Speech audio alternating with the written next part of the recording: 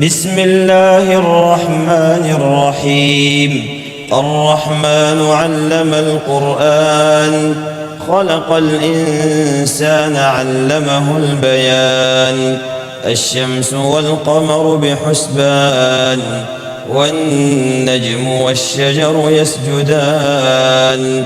والسماء رفعها ووضع الميزان، ألا تطغوا في الميزان، وأقيموا الوزن بالقسط ولا تخسروا الميزان.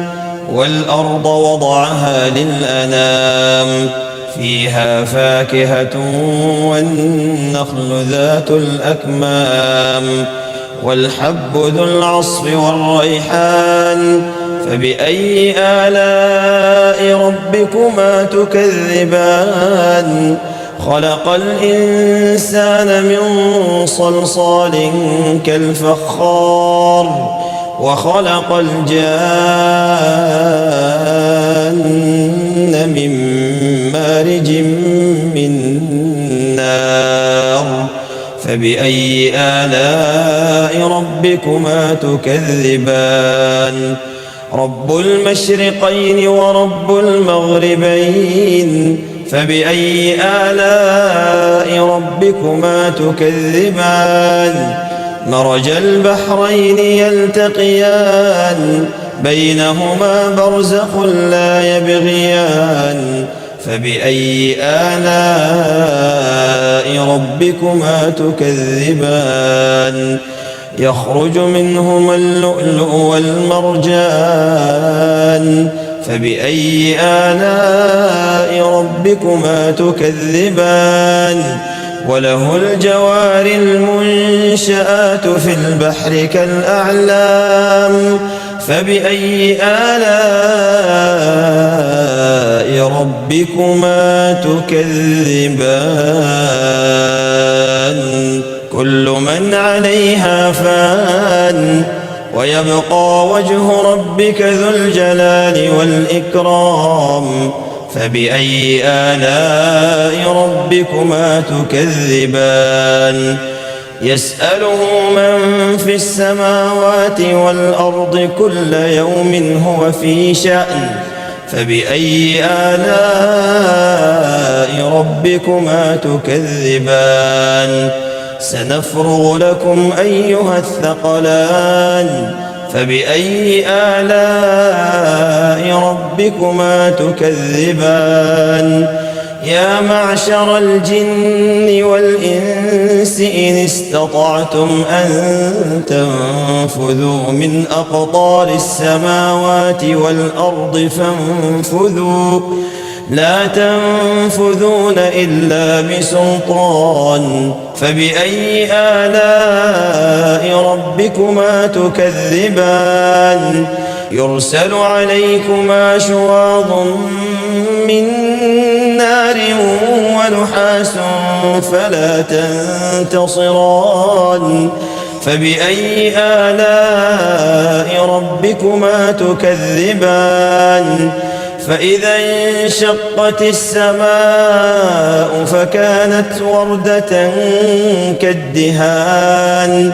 فبأي آلاء ربكما تكذبان؟ فيومئذ لا يسأل عن ذنبه إنس ولا جان. فبأي آلاء ربكما تكذبان؟ يعرف المجرمون بسيماهم فيؤخذ بالنواصي والأقدام. فبأي آلاء ربكما تكذبان؟ هذه جهنم التي يكذب بها المجرمون، يطوفون بينها وبين حميم آن. فبأي آلاء ربكما تكذبان؟ ولمن خاف مقام ربه جنتان. فبأي آلاء ربكما تكذبان؟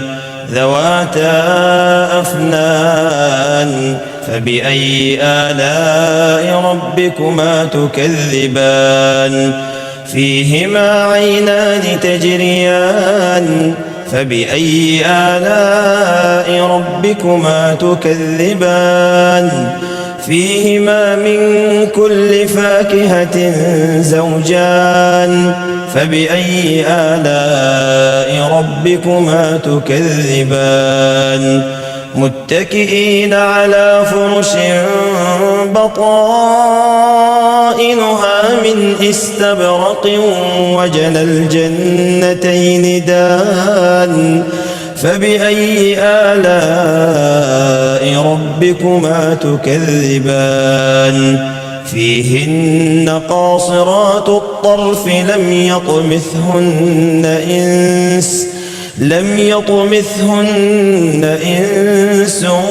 قبلهم ولا جان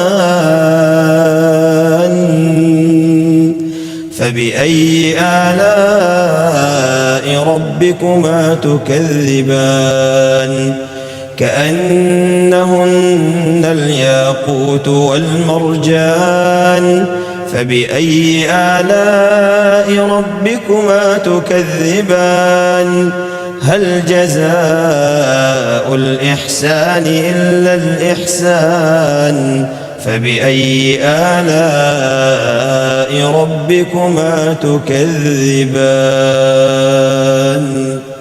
ومن دونهما جنتان فبأي آلاء ربكما تكذبان مدهامتان فبأي آلاء ربكما تكذبان فيهما عينان نضاختان فبأي آلاء ربكما تكذبان فيهما فاكهة ونخل ورمان فبأي آلاء ربكما تكذبان فيهن خيرات حسان فبأي آلاء ربكما تكذبان حور مقصورات في الخيام فبأي آلاء ربكما تكذبان لم يطمثهن إنس قبلهم ولا جان فبأي آلاء ربكما تكذبان متكئين على رفرف خضر وعبقري حسان فبأي آلاء ربكما تكذبان تبارك اسم ربك ذي الجلال والإكرام